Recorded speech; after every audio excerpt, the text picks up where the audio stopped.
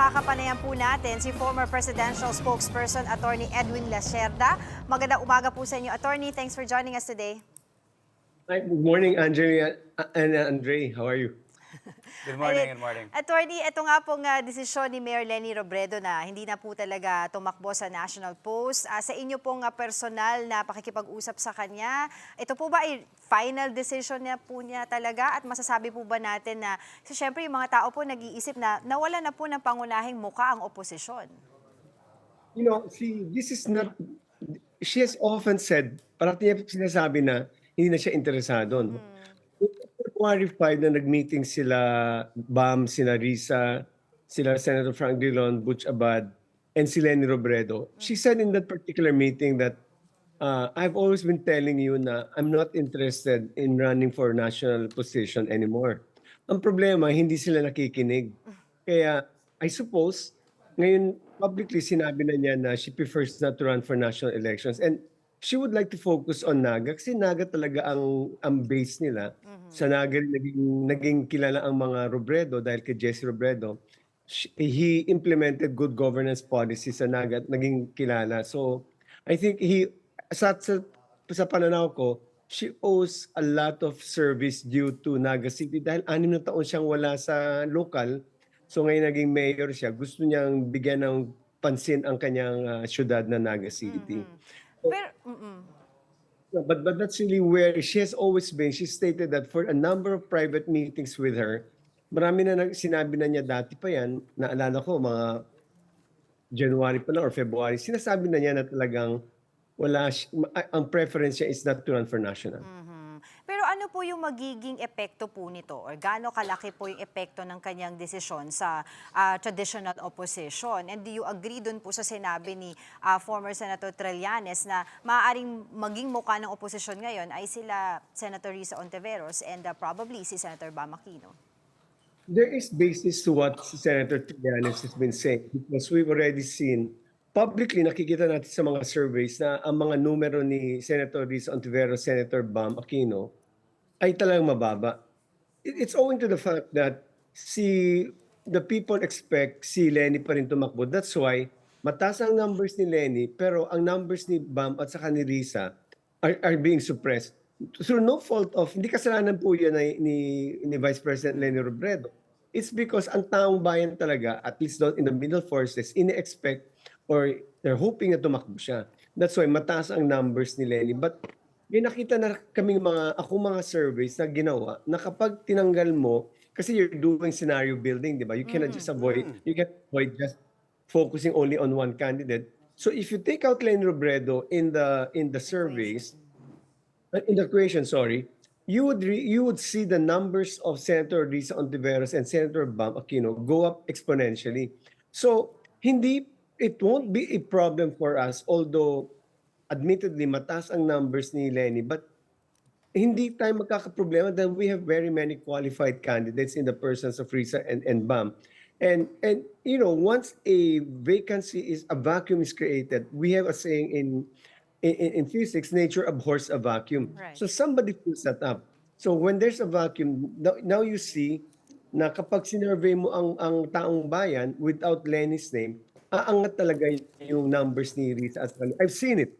So it's not something that I should be worried about because that's why we're deciding early at this point na magkaroon na tayo ng isang kandidato to prepare and to avoid the pitfalls that happened in 2022. Attorney, sa gitna nga po ng kakulangan, di ba, na malinaw na front-runner ng oposisyon ngayon at mula po sa panigan nila Mayor Leni Robredo, umuusbong muli. Pangalan ni Mar Rojas na 3 beses na tumakbo. Pero ito, and you did mention last night, I did watch the interview, you did say na Mar Rojas is a different person now. So, posible bang tumakbo si Mar Rojas muli sa pagkapangulo? At ano sa tingin nyo ang kanyang, kumbaga, chances kung siya nga ay lalaban in 2028 kalaban si VP Sara Duterte?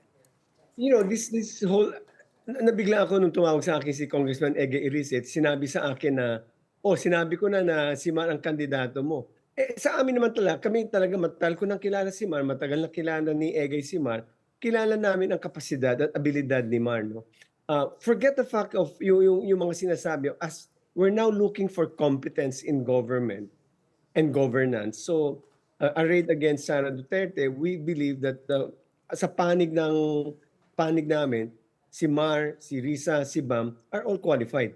Ang maganda kay Mar, talagang ako naniniwala ko nagbago na siya. Nagbago na yung kanyang imahe. Matagal na siya wala sa politika. So, we've taken him aside and he's now focused in their family business, the Araneta Group, and also sa kanyang dalawang anak, si Pepe at sa Pilar, who are quite famous sa Instagram. So, kung saka tatakbo ba siya, hindi natin alam. Pero kung maingay ang pangalan niya, I think it's good for us to choose.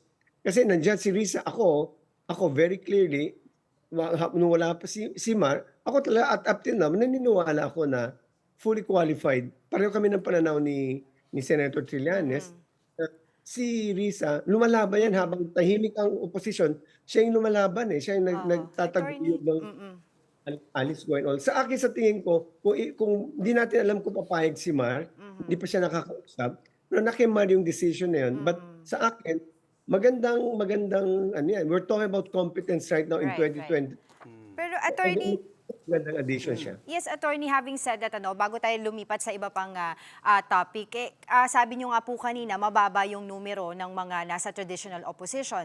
And maraming mga candidates na po pwede naman, qualified. Pero on that part, maaari po ba o willing po ang inyong samahan, ang Liberal Party na makipag-alyansa sa administrasyon para po magkaroon po ng pagtaas ng numero? When we're talking about coalition, this is really a time for us to build a Big Tent coalition, not just the administration forces, but also other forces, segments that who we can partner with, no? Kasi kailangan yan because on our own, the numbers of during the 2022 elections, hindi sapat yung boto ng yung numbers ng just the Pinklawan forces. And admit politics is sedition, we have to do kung kailangan gawin yon, dapat masusing pag-aralan yan kung kailangan gagawin. Pero it should be based on principles. Hindi man pwedeng for convenience. And because we're looking at 2028 as a possible existential threat to Right. our Philippine democracy. So we have to be pragmatic enough to see, do we share common principles with the other forces? So yun ang magiging isang question. And therefore, talagang at kailangan mo talaga magtumayo ng isang Big Tent coalition. So I'm not just referring to the Marcos forces, also to the grupo nila Tita Sen, nila Ping Lacson. Maraming mga forces, Right. Makabayan. There are so many forces there. Can we identify and can we share principles? Of course, there will be negotiations Yes. at that. So who will be the candidate? Who will be the vice presidential candidate? So yan, pag-uusapan yan. And sa akin, personally, and not by the way, I'm not a member of the Liberal Party, but we share common vision, common principles where pwede natin gawin ba yan? Kung pwedeng gawin, why not and donut, di ba? Sabi nga ni Ronald Llamas 2 years pa, marami pang pwedeng mangyari. Totoo nga naman. Ito, lipat tayo sa ibang usapin naman, attorney. Ano po yung naging reaksyon ninyo sa pagbasag ng katahimikan ni dating House Speaker Martin Romualdez kaugnay ng flood control scandal at sa kanyang video message, pinangalanan pa si dating Senate President, Chis Escudero at syempre si Zaldico. Yun yung there have been several FGDs done, and I think private and commission where the people are asking for justice. So malakas talaga yung flood control scam. It really affected our economy. Foreign investments are not coming. So therefore talagang malaki ang nangyaring epekto nitong flood control. And the people have been asking for sino ba dapat kasuhan. And di ba, matagal na nating hinihingi, matagal na rin nagsabi si na Ombudsman Boying na may kakasuhan mga senador and si Speaker Martin Romualdez. Hanggang ngayon wala pa nangyayari.